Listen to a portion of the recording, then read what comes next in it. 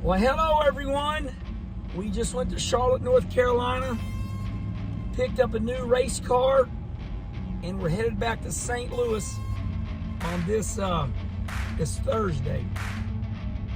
Breaking news in NASCAR: Brad Keselowski and team got caught or did not get permission to modify a part. So the new race car is a kit car. You buy the car, you get it, and you're not allowed to work on any parts. Engineers, team members, they're not allowed to modify anything. So in reality, you buy the car for about $450,000.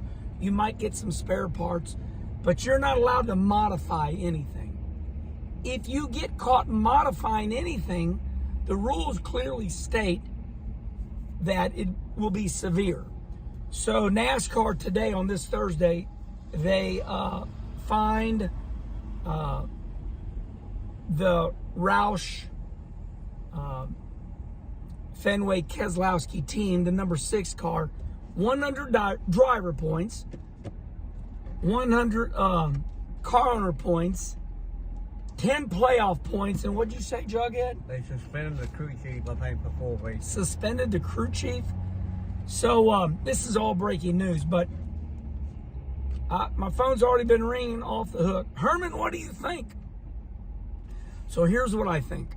When you go back in time, you know, we're sitting here saying, oh, I can't believe they don't let these guys, you know, work on these cars.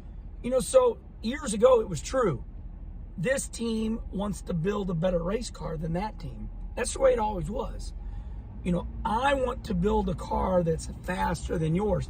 I've always teased that, you know, if you put all 40 of the NASCAR race cars and you took them to the Bonneville Salt Flats, right? And you lined them all up, they're not going to tie. Some teams gain an advantage, and this car is going to be way faster. You know, and that's what you want. You want to build a car that's going to have an advantage, so your driver looks good. Because, you know, they're all pretty good.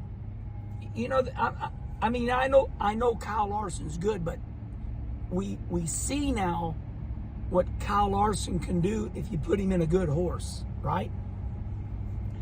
The great Dale Sr. always told me, Herman, when you get a good horse, you ride it. So now everybody's horse is about the same, right? But hold on. This is where it gets tricky. The NASCAR car owners, years ago, let's say 5 years ago, went to NASCAR and said this. The car owners like Jack Roush, Roger Penske, Rick Hendrick, they told NASCAR, save us. We've gone crazy. We got all these engineers. We're all spending too much money.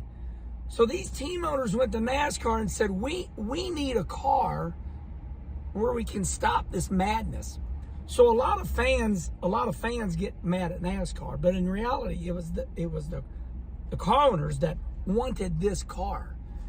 They were involved building this car, you know, NASCAR and, you know, and the team owners, they all interacted. Now, NASCAR gave these car owners what they wanted. But there's this old saying, competition will kill you. By the way, we are in a massive traffic jam right now. That's why I decided to make this video. But always remember that. Competition will kill you. So that's why you're seeing a lot of these drivers, you know, like a Tyler Reddick or who else is running up front that we're not used to running up front?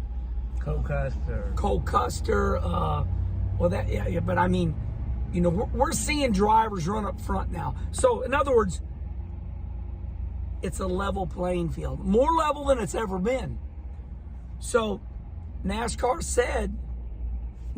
told the teams this, okay, we're going to build this car, but nobody is allowed to touch any of the parts.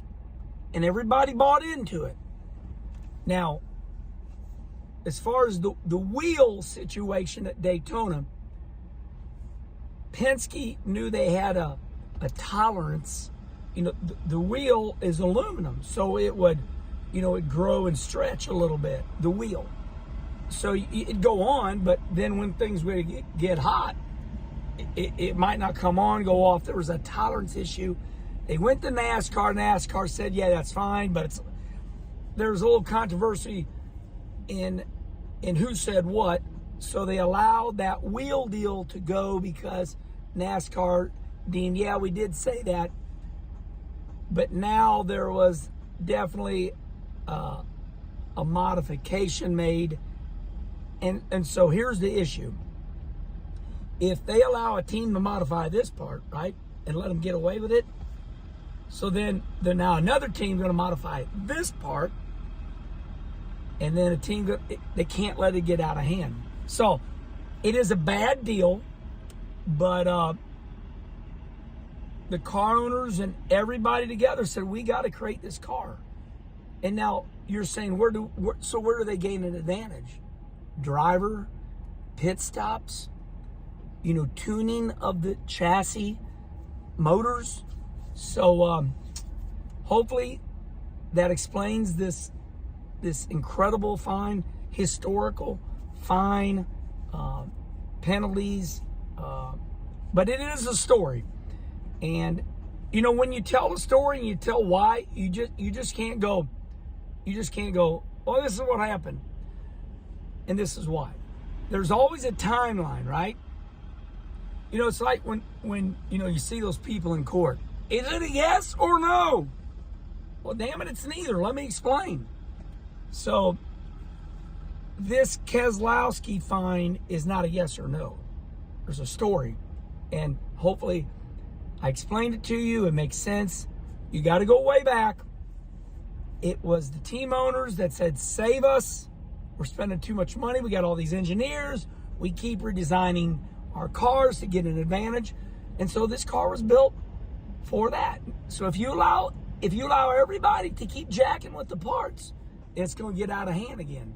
It's like being in school, and you just can't touch anything on the car. And if you want to and you can't help yourself, you better call NASCAR and you better talk to them about it. And you better get written documentation, because I don't see this ending anytime soon. I still think there'll be some things, moving forward. But if teams say, well, NASCAR told me I could, well, verbal's not enough in this new era. You better get written documentation. So that was kind of therapy for me too. What'd you think, Jughead? I explained it? Yep. Did you learn anything? Yeah. Yep. What'd you learn? Don't mess with NASCAR. Kim, did you learn anything? She don't care. She's all girl.